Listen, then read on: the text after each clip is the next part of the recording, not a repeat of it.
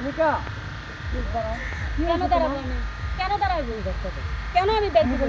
আমি তোমার কোনো ব্যাগ দিব না। আমার কথা শোনো। আমি কিছু হাত ছাড়তে যা তোমার হয়েছে- রাস্তা আটকাবে না। তুমি শোনো, তুমি ব্যাগটা দাও।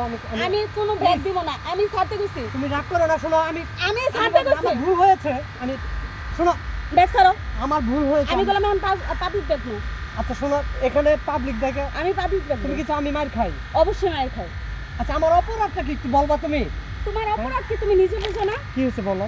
10টা বছর ধরে যে আমি তোমার ঘরে সংসার করলাম, তুমি তো আমার স্ত্রীর মর্যাদা দেয় আজও দিতে পারলা না। আজও আমি সন্তানের মুখ দেখতে পারলাম না। তোমার ঘরে আমি আবার সংসার করবো। শোনো, ছাড়ো। আমি বলি তোমার যে রাগটা আমি ছাড়তে গেছি। শোনো, এটা কি আমার উপর আল্লাহ যদি না চায় আমি কিভাবে তোমাকে সন্তান দিব বলো? তোমার আমি ডাক্তার দায়িত্ব বলছি, তুমি ডাক্তার দাও না। তোমার কবিরাজ দায়িত্ব বলছি, তুমি কবিরাজ আচ্ছা, দাও না। তোমার আমার সংসার আচ্ছা করবো আমি কেন? ডাক্তার ছাড়ো। দেখাবো, আমি ডাক্তার দেখাবো না। বলছি। তোমাকে নিয়ে আজকে আমি ডাক্তারের কাছে যাব প্লিজ। আমি কইছি ব্যাগ ছাড়তে। ব্যাগ ছাড়ো। আনিকা দেখো, তোমার আমি ব্যাগ ছাড়তে গেছি। তোমারে কিন্তু আমি অনেক ভালোবাসি, এটা তুমি জানো। তোমার ভালোবাসার গুষ্টি মারি আমি। আমি কইছি ব্যাগ আচ্ছা ছাড়তে। শোনো, ব্যাগ আমি ছাড়ো। বলি শোনো, আজকে আমার যে সমস্যাটা এটা তো তোমারও হইতে পারতো নাকি? কেন আমার হবে? তোমার যদি হইতো, তোমাকে যদি ছাইরে আমি চলে যেতাম, তোমার কি তোমাকে- খারাপ লাগতো না? আমার কোনো খারাপ লাগতো না, কারণ তোমার Please. তোমার সহ্য করতে করতে 10টা বছর পার করছে। আমার পক্ষে আর সম্ভব না, সম্ভব না, সম্ভব না। আনিকা তুমি ছাড়ো। শোনো, আমি তোমার দিকে হাত ধরতেছি। আমার কোনো হাত কেন পা ধরলে কোনো কাম হইব না। তুমি আমি থাকবো না তো থাকবোই না। চলে গেলে না। প্লিজ। মরে যাও। ওই যে ওইখানে পুকুর আছে, পুকুরে চাপ দিয়ে মরে যাও। ছাড়ো। তুমি আবার একটু সময় দাও, একটা মাসের সময় দাও প্লিজ। যদি বলে আর একটা সেকেন্ড, তাও না। আচ্ছা আমি কি তোমাকে অন্য কোনো দিক থেকে আমি তোমাকে কোনো অযত্ন করছি বলো? বলো তুমি তোমার কাছে আমি মাত্র একটা মাসের সময় চাইতেছি আনিকা, প্লিজ তুমি ঘরে চলো প্লিজ। তাহলে তুমি কি চাইতেছো? মানে সত্যি তুমি কবিরাজের কাছে যাবে? আজকেই তোমার নিয়ে আমি আর লজ্জা শরম করবো না। আমি তোমার নিয়ে আজকে ডাক্তার কবিরা তুমি যেখানে যাইতে বলবা আনিকা আমি সেখানেই যাবো, কিন্তু তুমি আমার শুধুমাত্র একটা মাস সময় দাও।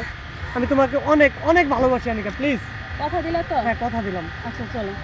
চলো, দেখ ছাড়ো। আমি ব্যাগ আমি নিচ্ছি, চলো চলো। কিন্তু আমার একটা শর্ত আছে।